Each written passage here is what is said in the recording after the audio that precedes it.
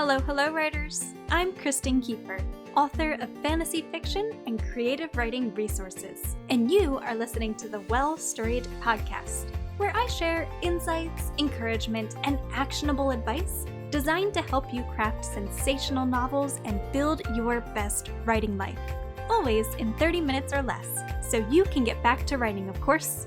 Ready for the show? Let's get talking.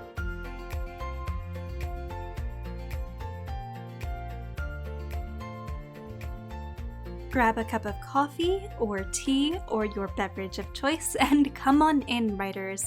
Today is Tuesday, April 20th, 2021, and we are talking about the 3 P's of successful self-publishing. If you'd like to read along as you listen in, simply head on over to well-storied.com/3. Now let's dive in. Many writers dream of becoming full-time authors. But how exactly do successful self-published authors earn their livings? The answer to this question lies in an entrepreneurial spirit. Turning a creative hobby into a career is a business endeavor. Yet many writers hesitate to think of their books as products, their readers as customers, and book marketing as an essential part of what it means to be a full-time author.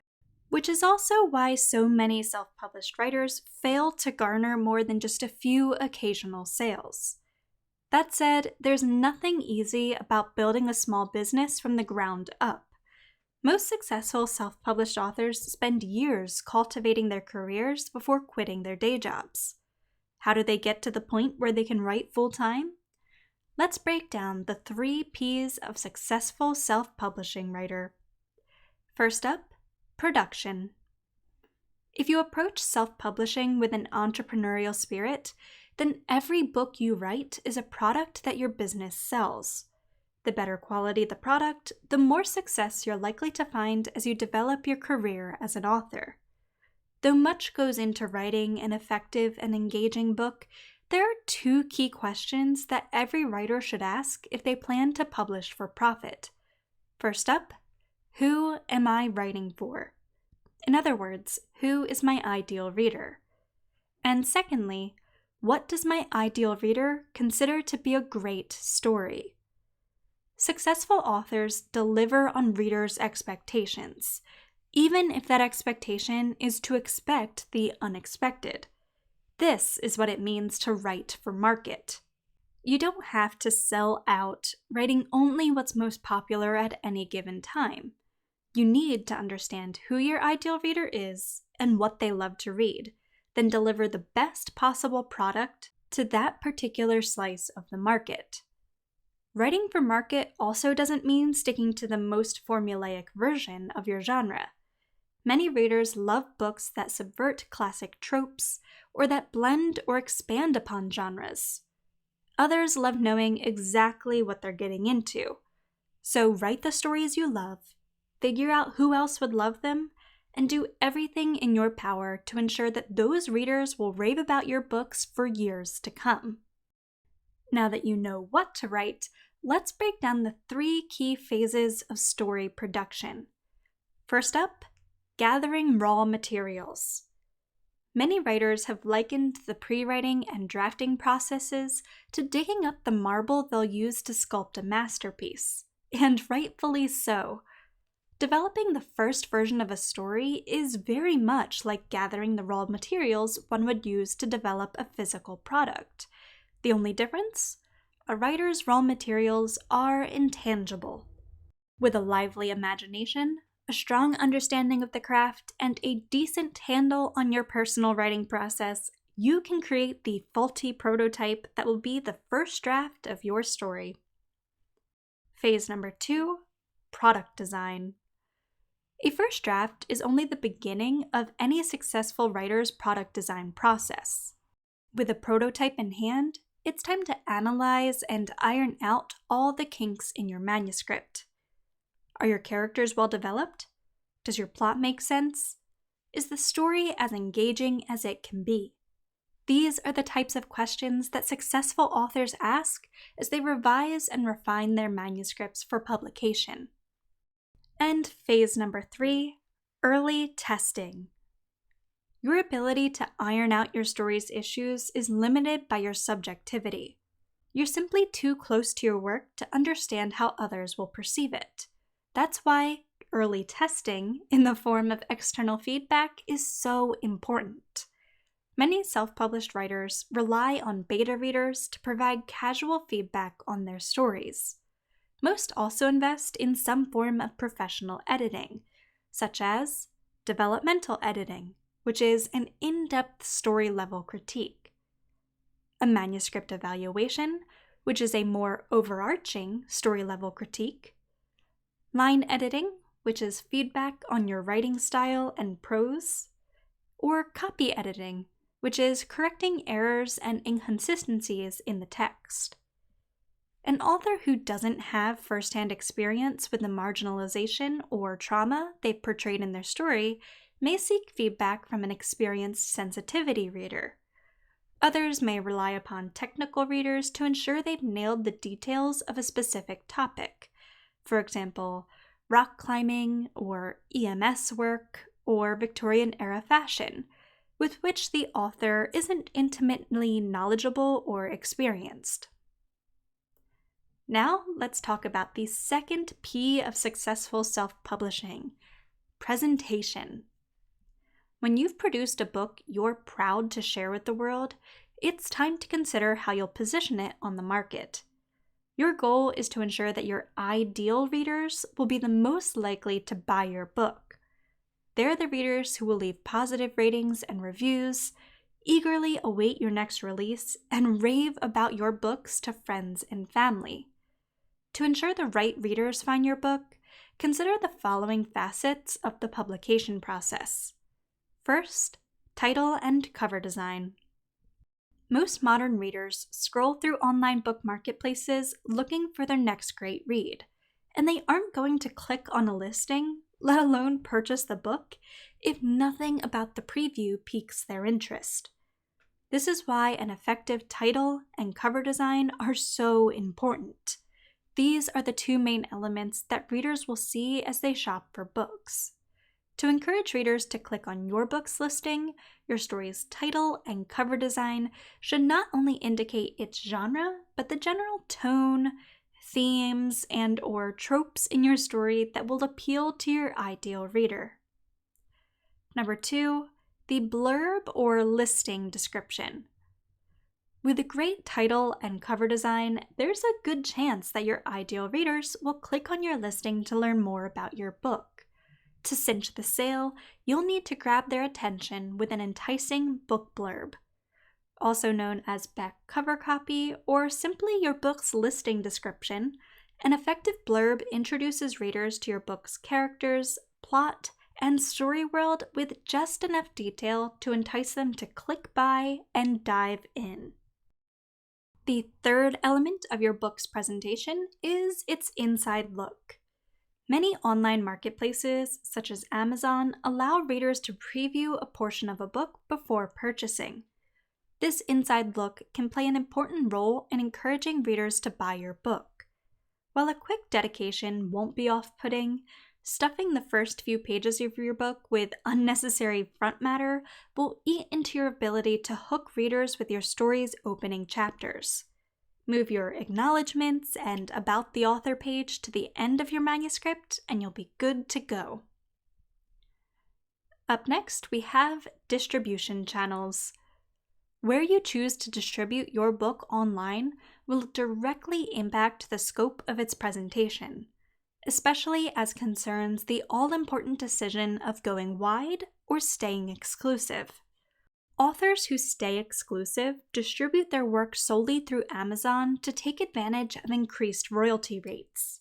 Since most indie authors earn the majority of their income through Amazon, this can be a smart approach. However, staying exclusive also limits the number of readers you can reach and locks you into an exclusive partnership with very few guarantees. Many authors prefer to go wide to reach readers who buy via Kobo, Barnes & Noble, and other popular platforms, as well as diversify and secure their income streams. The fifth element of a strong presentation is categories and other metadata.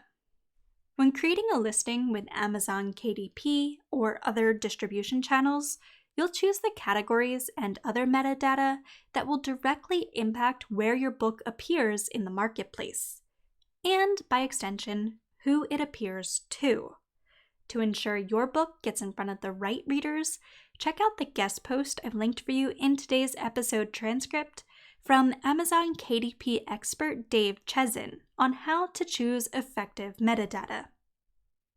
And finally, the sixth element of presentation is formats and editions. Some readers love paperbacks. Others prefer ebooks, audiobooks, or large print editions. Presenting your book in multiple formats can help you reach a greater number of readers. Some authors even offer foreign language editions in an effort to maximize their sales and readership, though the cost of creating and commissioning each edition must be taken into account. Finally, let's talk about the third P of successful self-publishing: promotion. The way you position your book in online marketplaces is key to reaching your ideal readers, but a strong book marketing strategy will ultimately help you find success as a self-published author. Every successful indie author markets their work in their own way. The strategies that help a thriller writer sell more books may not help a romance writer, just as certain methods will work better for introverts rather than extroverts, or those with larger budgets rather than a smaller one. Regardless of where you stand, let's take a look at some of the most common ways that successful indie authors grow their readerships, market their books, and rake in sustainable sales. First up, the author website. An author's website is their online hub, the place that interested readers can visit to learn everything they need to know about who you are, what you write, and where they can buy your books online. Most authors also use their websites to host a blog or an email list that allows readers to share in their journey and gain access to exclusive perks, such as sneak peeks of upcoming releases and discounts on published books. The second way that authors promote their books: newsletters. No one signs up for more email unless they're genuinely excited for what they'll receive, which makes an email list an author's direct line to their biggest fans. Many authors use automated email sequences to introduce new subscribers to their work. Most also send occasional newsletters, typically once or twice a month, to cultivate a strong relationship with their ideal readers. An author's newsletter may contain a sneak peek or update on their latest work in progress, information about upcoming interviews, author events or book launches, and exclusive sales or content. Up next, we have social media. Readers like to buy books from authors they know and love. With social media platforms like Twitter, Facebook, and Instagram proving such powerful tools for connection, it's no wonder many authors benefit from using social media to engage with their readers. Readers are also more likely to buy books they feel familiar with. There's a reason hyped books sell, after all. Repeated exposure on social media can encourage readers to give a book a chance. If you aren't sure what to post as an author on social media, then check out some of the great ideas from book marketing pro Jen DePaula that I've linked for you in today's episode transcript. The fourth way that an author can promote their book is through ads. Many authors successfully grow their reach and their sales by running paid ads on sites like Amazon, Facebook, Instagram, and BookBub. You can find my step-by-step guide to setting up your first Amazon ad over on author Christina Kay's Write Your Best Book blog, which I've also linked for you in today's episode transcript. Up next, number 5, we have events. Many self-published authors enjoy engaging with readers by participating in both in-person and online author events, such as podcast interviews, Instagram live chats, launch party webinars, and book signings at local venues. Number 6, we have perma-free stories. Authors can use perma-free, that is, permanently free stories as book marketing tools in several ways. Many authors incentivize readers to sign up for their email lists by offering a free, exclusive short story or novella. Another neat strategy? Some authors make the first installment in their book series permanently free as a way to hook readers into the series as a whole, theoretically increasing their sales and revenue. And finally, number 7, we have a strong backlist. One of an author's most underrated marketing tools is their backlist, that is, their range of published books available for sale. A backlist of numerous well-rated books lends an author credibility among potential readers.